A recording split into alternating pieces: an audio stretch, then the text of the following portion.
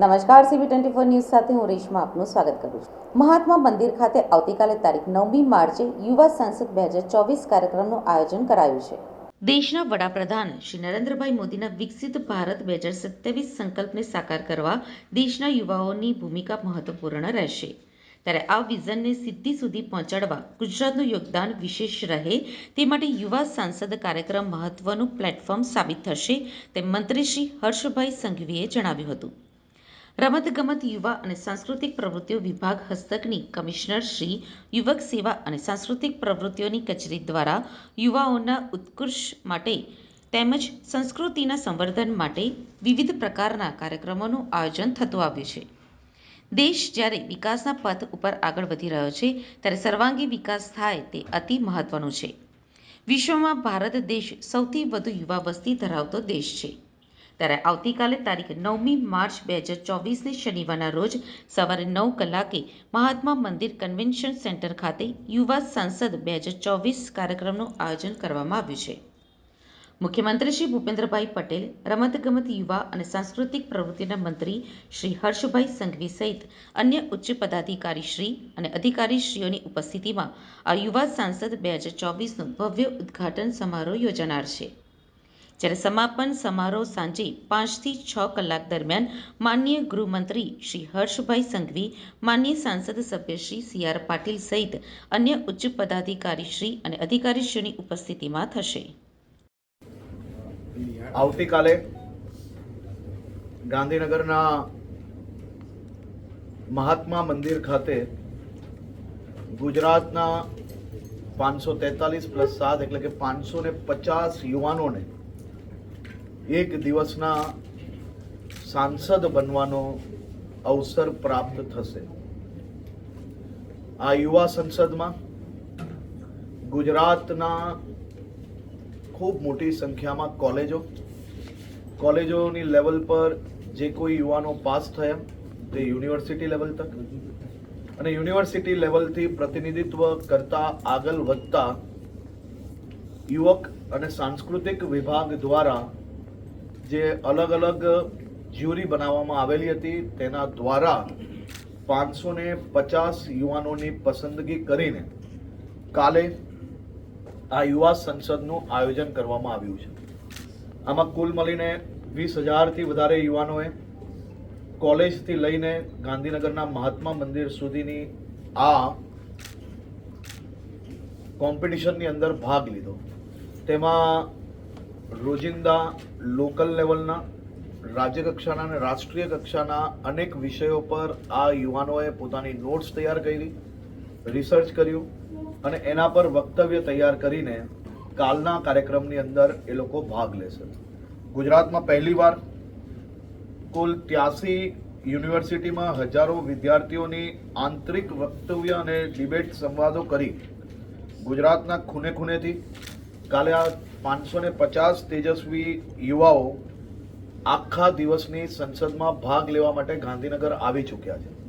આજે તેઓનું રિહર્સલ અને હજી બી વધુ રિસર્ચ અને ડેટા એ લોકો પ્રાપ્ત કરી શકે તે માટે કાલની જે ચર્ચા, જે વિભાગોની ચર્ચા છે એ વિભાગો જોડે સંકલન, એ વિભાગો પાસેથી નોટ્સ મેળવી શકે, ઇન્ટરનેટના માધ્યમથી નોટ્સ મેળવી શકે તે પ્રકારની આખી પ્રક્રિયા આજે આખો દિવસ ચાલુ રહેશે. કાલના આ આખા દિવસ દરમિયાન આ 550 યુવાનો કુલ 5 બિલો પસાર કરીને એની ઉપર ચર્ચા કરશે. એ 5 બિલોમાં સર્વપ્રથમ uniform civil code, article 370, artificial intelligence અને સાયબર સિક્યોરિટી પર બી ગુજરાતના આ યુવાનો ખુલ્લા મને ચર્ચા કરશે. એનર્જી રિસોર્સ અને જ્યુડિશરી રિફોર્મ્સ, જે આપણે ખૂબ મોટું ભારત દેશમાં જ્યુડિશરી રિફોર્મ્સ બી જે થયું છે તેની બી ચર્ચા કાલે ખાસ કરીને આ યુવાનો કરવાના છે. સંસદમાં વિકસિત ભારત માટેના મહત્વના મુદ્દાઓ પર બી કાલે ચર્ચા કરવામાં આવશે. જેમ કે આપણા સૌની આસ્થાનું કેન્દ્ર એટલે કે અયોધ્યા રામ મંદિર, અને તેની રામ મંદિર આવવાથી આપણી સૌનું આસ્થાનું કેન્દ્ર તો છે જ, પરંતુ એનાથી આર્થિક અયોધ્યાની અંદર કેટલો ફરક પડશે, કેટલા લોકોને રોજગારી મળશે, એટલે કે ધાર્મિક સ્થળો વિકસાવવાથી ત્યાંના લોકલ વિસ્તારની અંદર શું ફરક પડે તેના માટેની બી ખાસ ચર્ચા કાલની આ સંસદની અંદર કરવામાં આવશે. વિકસિત ભારત 2047 એ સૌથી મહત્વનું આપણું મિશન છે અને 2047માં ભારત કેવું હોવું જોઈએ, તેમાં યુવાનોની જવાબદારી શું હોવી જોઈએ અને ખાસ કરીને યુવાનો કઈ દિશામાં જવું જોઈએ તે માટેની બી ચર્ચા કાલની આ સંસદમાં કરવામાં આવવાની છે. 5 ટ્રિલિયન ઇકોનોમીની ચર્ચા બી ઇકોનોમિક્સના સ્ટુડન્ટો દ્વારા કાલની આ સંસદમાં કરવામાં આવશે. ત્રીજી સૌથી મોટી ઇકોનોમી ભારત દેશ, મોદી @3 એટલે કે ત્રીજી ગવર્મેન્ટમાં જ્યારે આપણે ત્રીજી ઇકોનોમી તરફ આગળ વધી રહ્યા છે. આ સંકલ્પ તો જરૂરથી સાકાર થવાનો છે, પરંતુ આ સંકલ્પ સાકાર કરવામાં યુવાનોની શું ભૂમિકા હોય, સામાન્ય નાગરિકોની શું ભૂમિકા હોય તેની બી ચર્ચા કાલે ખાસ કરીને આખા દિવસ દરમિયાન ચાલવાની છે. સ્પેસ રિસર્ચમાં ભારત ખૂબ ઝડપથી આગળ વધી રહ્યું છે, ત્યારે આવનારા દિવસોમાં હજી વધુ શું થઈ શકે તે માટેની ચર્ચા બી કાલની આ સંસદમાં કરવામાં આવશે. આજથી 25 વર્ષ પછીનું વિકસિત ભારત યુવા દ્રષ્ટિએ કેવું હશે તે માટે યુવાનોના પોતપોતાના અભિપ્રાયો, સૂચન, સુઝાવ આ બધું જ લેવામાં આવશે. કાલે ગુજરાત સરકાર દ્વારા આ અતિ મહત્વનો એક પ્રોજેક્ટ, જે પ્રોજેક્ટના માધ્યમથી રાજ્યના ખૂણે ખૂણેથી યુવાનો શું કરવા માંગે છે, કઈ રીતે ગુજરાત અને દેશ આગળ વધે, તેમાં ગુજરાતના યુવાનોનું વધુમાં વધુ ભૂમિકા રહે તે માટેનું સૌથી મોટું પ્લેટફોર્મ આજ સુધીનું એ કાલે મહાત્મા મંદિર ખાતે આયોજન કરવામાં આવ્યું છે. આદરણીય મુખ્યમંત્રી શ્રી સમાપન સમારોહની અંદર પોતે માર્ગદર્શન આપશે.